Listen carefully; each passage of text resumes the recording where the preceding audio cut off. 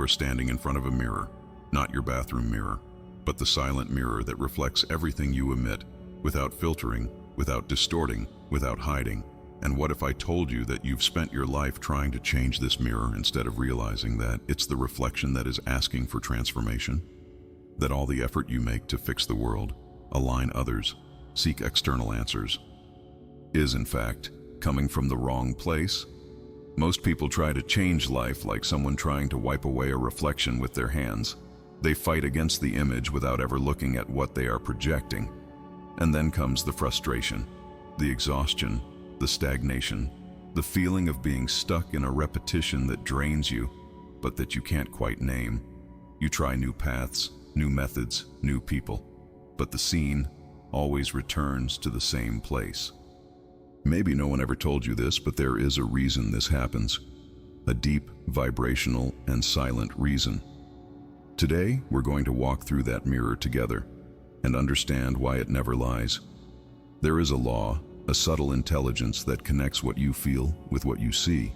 And when this connection is recognized, not just intellectually, but in the body, in vibration, in presence, everything begins to reorganize. But attention, it's not about forcing, it's about seeing. Because the mirror doesn't respond to what you want, it responds to what you vibrate. This is today's journey, a crossing from image to essence, from effort to flow, from the illusion of control to the real power of awakened consciousness. There is a silent law that operates behind everything you call reality, a subtle, almost invisible force that connects what you feel with what you experience. This force does not judge, does not punish, and does not reward. It only reflects. And this is where the mirror principle begins to reveal itself. Imagine an old movie projector.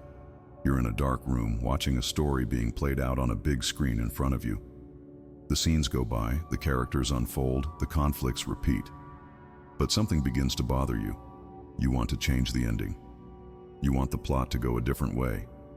So you get up, go to the screen, and start trying to change the characters with your hands, change the setting, erase the lines. But nothing happens. Because the origin of the image is not on the screen. It's in the projector. Now replace that screen with what you live.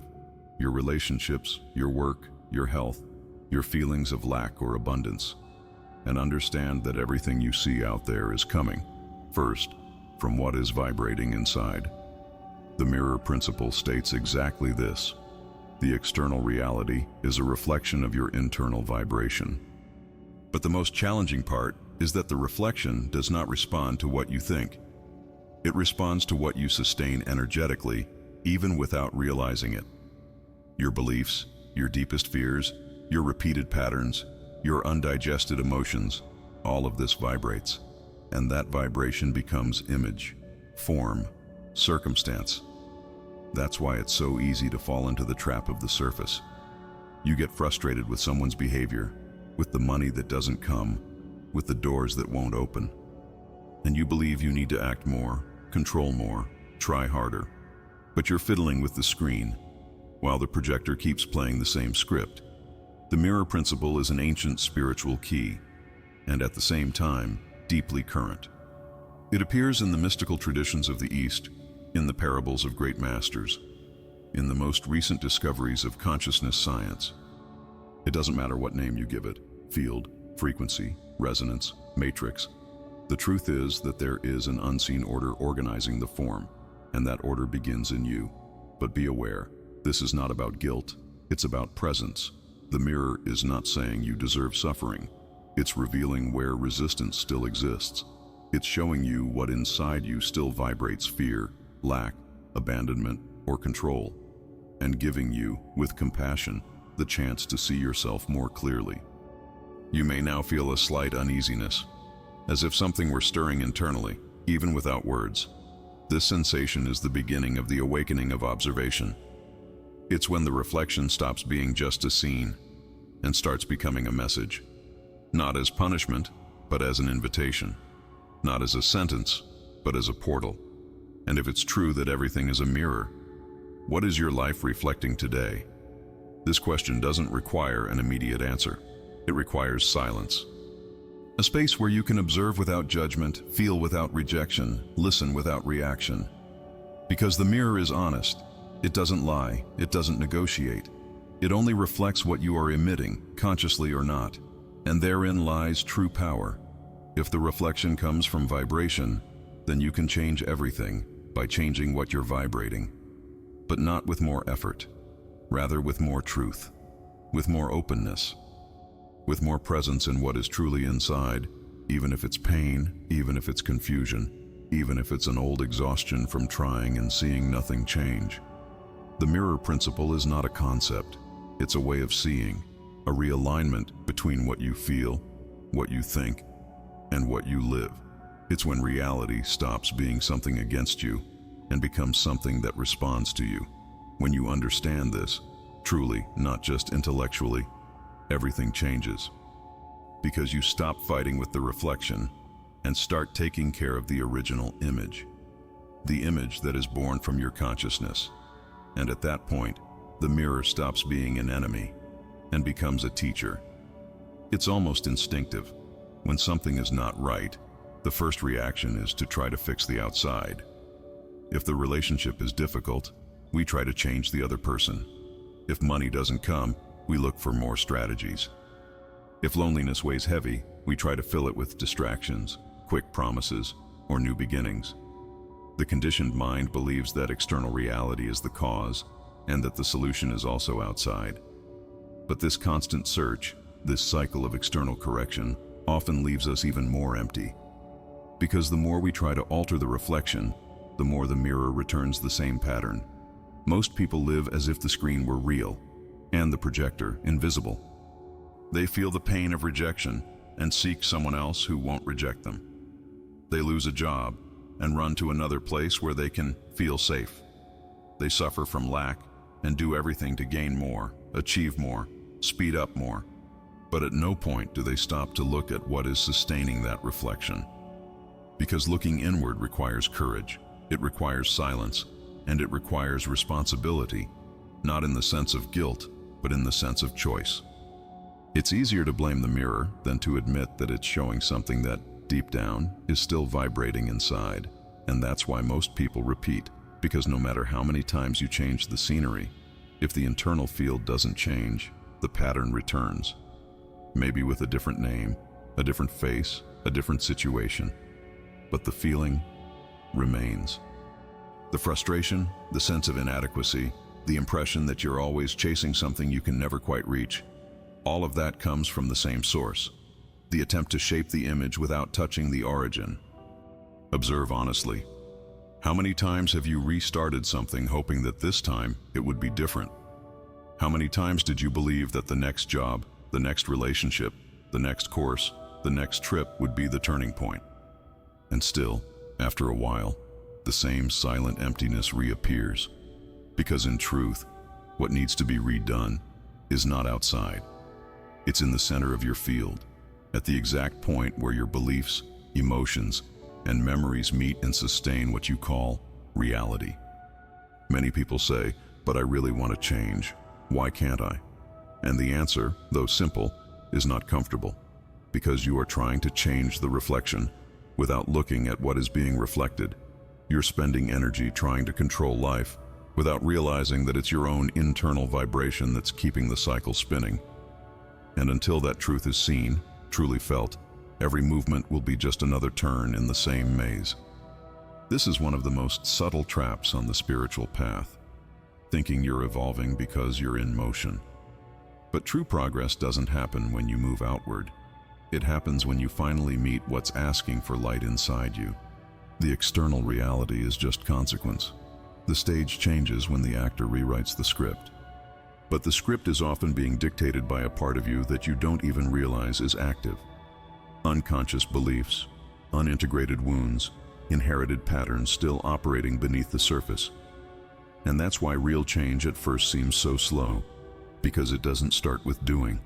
It starts with seeing, with recognizing, with stopping the escape.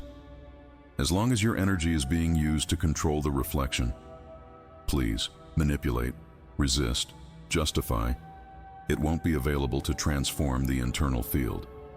And without that transformation, there's no new projection. What many call stagnation is actually resistance. And what they call bad luck is often just the echo of an old vibration that hasn't yet been released. The mirror does not punish, it only responds. That's why the first step is always internal. It's not about blaming yourself for repeating. It's about stopping the fight with the image and starting to observe what is sustaining it. Only then can the cycle finally be broken. Freedom begins when you realize it's not the reflection that needs to change. It's the way you're vibrating in front of the mirror. Looking at your own reality can be uncomfortable because it reveals more than events. It reveals patterns, situations that repeat, relationships that touch the same wound again. Scarcity that shows up in different forms, even when everything seemed to be falling into place. You can even change cities, professions, social circles, but the feeling returns, as if something were trapped in an invisible cycle. And maybe it is. But this return is not punishment, it's language. Reality, before being something to fix, is something to read. It doesn't want you to fight it. It wants you to listen. Everything that shows up in your life, even what you reject or fear, is telling you a story. The story of your field, your frequency, your most subtle vibration, and when you learn to listen to what it's saying, the scenery begins to change. Imagine that each event is like a wave, a vibrational response to what is being emitted, often unconsciously. That emotionally distant partner may be reflecting an old abandonment you've learned to normalize. That feeling of having to struggle excessively to deserve something may be the echo of an old belief that you must constantly prove your worth. The recurring conflicts may reveal the presence of an unprocessed emotion that still pulses even when you try to silence it. What life shows is always an expression of what the inner field is sustaining, and that doesn't mean you're purposely creating suffering, but that there are still parts of you trapped in old versions, and those versions continue to command the projection. When you begin to see reality as a mirror, it loses the weight of being a threat, because even what hurts gains meaning. You stop asking, "Why is this happening to me?" and begin to ask, "What is this showing me about myself?" That change in question changes everything, because it removes you from the position of victim of the screen and places you in the role of the observer of the film. But be careful. To observe is not to analyze obsessively. To observe is to feel. To recognize that behind each situation there is a frequency, and that this frequency can be released not by trying to change it with force, but by welcoming it with awareness. Suffering perpetuates when you try to run from it. Pain gains density when you interpret it as failure. But when you simply observe without identifying with it, the cycle begins to weaken. External reality begins to become a map, a living reflection of what is asking for release, integration, transformation. And the most curious thing is that, at this point you realize, what once hurt you now teaches you. What once seemed like an obstacle now points to the key. You are not trapped in reality. You are trapped in the way you interpret it. And when that interpretation changes, when you stop judging the reflection and begin to understand it, the mirror responds. Because your frequency has changed. And the universe silently always hears that. So maybe today is the day to pause, breathe, and observe your life not as something that needs to be fixed, but as something that is revealing who you have been, not as a sentence, but as a portal of awareness. And if some part of you felt this calling, saw itself in these reflections, and now understands that your reality is only trying to show you something, write in the comments, "I choose to see with awareness." Let this gesture be an anchor, not just for engagement, but as a commitment to your own journey. And if this message touched you in some way, like this video so that it can reach others who are also ready to free themselves from the cycle, not by force, but through clarity. Reality doesn't want to punish you, it wants to awaken you. There is something stronger than conscious desire, more decisive than what you claim to want. It's the beliefs that operate in silence, And often, they are what define what you experience, more than your plans, your willpower, or even your actions. Because you don't attract what you want with words. You attract what you sustain through frequency. Many say, but I think positively, I visualize, I affirm every day, and still things don't flow. What's behind this is a subtle, but deep, misalignment between what is desired on the surface and what is believed in the innermost layers. The mind repeats, I am prosperous. But the body, the vibration, the emotional memory still carry scarcity. And the universe does not respond to what is said. It responds to what is sustained as internal truth. Beliefs are like lenses. They filter everything you see, interpret, and attract. If you carry the belief that you must fight hard to deserve something, then life's natural flow will be blocked by a constant feeling of effort. Even when things are going well, you may sabotage, delay, doubt, because the lens is distorting reality to fit the story you still believe is real. And these beliefs don't come from nowhere. They are formed in early experiences, in the silences of childhood, in emotional repetitions that seemed normal, but left deep marks. Often, you don't even remember the exact moment a belief was formed, but you feel its effects to this day. In every choice, every self-imposed limit, every time you say, I can't, or that's not for me, there's a program running in the background. The most subtle part is that many of these beliefs weren't even chosen by you. They were inherited, absorbed from your environment, from culture, from the unresolved pain of those who came before. And if you don't observe them, they keep running your field like an automatic track, even when your soul already wants to walk a different path. That's why so many people live in a kind of internal conflict. One part wants to move forward, create, live something new. But another part still clings to old ideas of who they are, what is possible, what they deserve.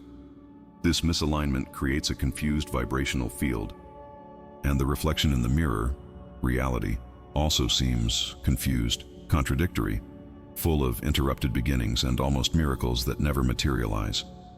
The mind alone can't change this, because it's not about thinking differently. It's about vibrating differently.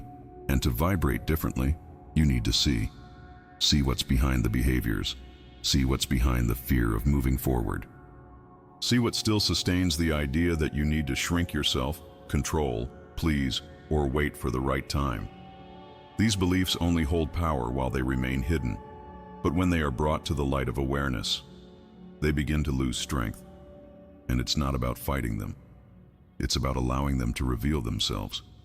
And when seen with presence, with maturity, with compassion, to finally be rewritten. Reprogramming doesn't happen through effort. It happens through clarity. When you recognize that that lens is no longer necessary, that the old pattern no longer represents who you are, that the inherited idea no longer needs to be carried forward, the field opens, and a new reflection becomes possible. This is the true turning point, when you realize that the world is not stopping you. It is only reflecting what you still believe about yourself. And when those beliefs begin to change, life responds with synchronicities, with lightness, with encounters that once seemed impossible. Because you're no longer trying to manipulate the mirror, you are finally changing the original image. And at that point, something profound happens.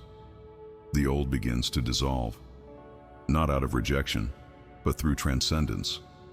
You no longer need to defend yourself from life. You begin to dance with it. Because now, the reflection is starting to recognize your deepest truth. There is a moment in the journey when something silent breaks.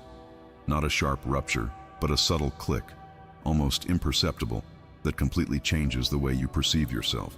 It's when you stop identifying with the reflection and begin to recognize yourself as the observer. It is in that instant that the cycle begins to lose its strength. Not because reality has changed yet, but because you are no longer trapped inside it. Before that, it's as if you were constantly on stage, playing roles, reacting to scenes, trying to control the script. Every emotion was a call to react. Every difficulty was a call to fight. But now something in you steps back from the scene. And that distance is not indifference. It is clarity. It is presence. It is the beginning of another kind of choice. the choice not to reinforce the pattern, even if it is still active. Being the observer is to no longer be automatically pulled by emotional programming. It is to realize that you can feel something without being swallowed by it, that you can see a cycle repeating and, instead of reacting as you always have, simply recognize, this is the old pattern trying to hold on. At that point, something precious is revealed. You are not the pattern. You are the one who can rewrite it. This shift in perspective is not intellectual. It is vibrational. The body feels it. The breath changes. There is more space between stimulus and response. And in that space lies transformation. Because every time you don't react the way you used to, the field around you begins to register this new possibility. The old circuit, once automatic, begins to lose power, and the vibration shifts, not because you forced it, but because you chose differently. But don't be fooled, this requires attention. The old self is seductive. It offers comfort, familiarity, justifications. It knows your triggers, your pain, your reactions. It will try to pull you back. And that's why the simple act of observing without reacting becomes one of the greatest acts of spiritual power. Because it is at this point that you exit the invisible prison of repetition and begin to be present. To be present in front of a trigger, without falling into automatic reaction, is like stepping off the stage and sitting in the audience. You still see everything happening, still feel, still perceive the impulses, but something in you already knows. That no longer defines who you are. You no longer need to defend your character. You can just observe. And, in that internal space, something new begins to emerge. A kind of peace that doesn't depend on the external scenario. A clarity that doesn't need to be explained. A silence that heals more than any answer. Being the observer is also letting go of the need to be right, to prove, to win, to convince the other. Because deep down you realize that the only field that can truly be transformed is your own. And by doing so, you not only free yourself, you begin to subtly and powerfully shift the field around you. This transformation doesn't come with fireworks. It comes with small moments of awareness. With that second when you feel anger rise, but choose to breathe. With that moment when scarcity knocks at the door, but you decide to trust. With that old fear that tries to take control, but you respond with presence. It is in these silent choices that the new begins to take root. True change begins when you no longer need reality to prove anything to you. When your frequency stops being reaction and becomes choice. When your field becomes more coherent than the reflection. And then yes, the projection changes. Not as a forced miracle, but as a natural consequence of who you are becoming. Being the observer is not being above life. It is being deeply within it, but without getting lost in it. It is feeling everything, without being defined by anything. It is recognizing the mirror, without forgetting the original image. And once you know this place within yourself, you can never forget it. Because that is where your center lives. That is where the key lives. That is where, finally, the reflection begins to bow to who you truly are. You can spend years trying to change the world out there. You can study, take courses, dedicate yourself, repeat affirmations, visualize different futures. But none of that creates real transformation if your internal vibration remains stuck in the past.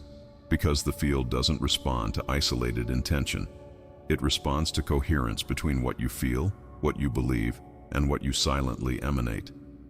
Changing your vibration isn't about controlling thoughts, nor is it about forcing positive feelings. It's about clearing the channel, creating space, touching what's vibrating inside you that hasn't yet been seen.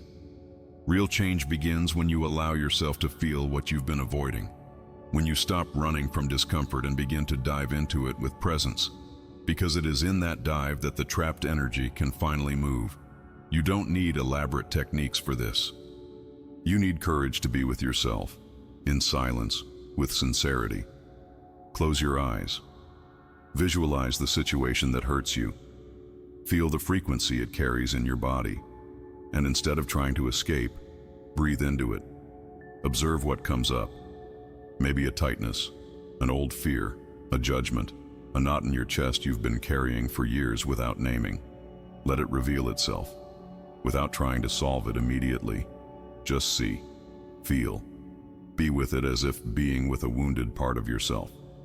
When you do this, without expectation, something begins to change, not on the outside yet, but in your field. The body starts to realize it no longer needs to hold on to that resistance. The trapped energy begins to flow, and in that moment, a portal opens. A small internal space where you can make a conscious choice. Not a mental choice, but a vibrational one. You can choose to breathe differently, think differently, but most of all, feel differently. You can choose to sustain a new frequency in the face of the same situation, and that requires practice, because the old field will try to pull you back. It will bring doubts, trigger relapses, suggest that nothing is changing, and then you'll have a choice. Yield to the reflection or maintain the new vibration, even when everything still seems the same. This is the silent test that separates those who repeat from those who transform. Because holding a new frequency, even without external evidence, requires vibrational faith. Not blind faith, but coherent faith. The trust that reality is slow, but vibration is immediate. That the field has already begun to reorganize, even if you can't see the results yet with your eyes. And this is where many give up, because they confuse harvest time with seed time, because they want fast results to validate the change. But the mirror doesn't work like that. It responds to the vibration that is sustained with consistency, not to the one that appears and disappears at the mercy of emotions. That's why changing vibration is not an event. It's training. It's a kind of inner loyalty to the new version of yourself. You can do this every day, with small rituals of presence, sitting in silence, touching your breath with awareness, listening to your body, observing your thoughts without confusing yourself with them, and above all, choosing to act not based on fear or the old pattern, but based on the frequency you want to sustain, even if the outside world looks the same. Because reality only changes when the vibration stabilizes.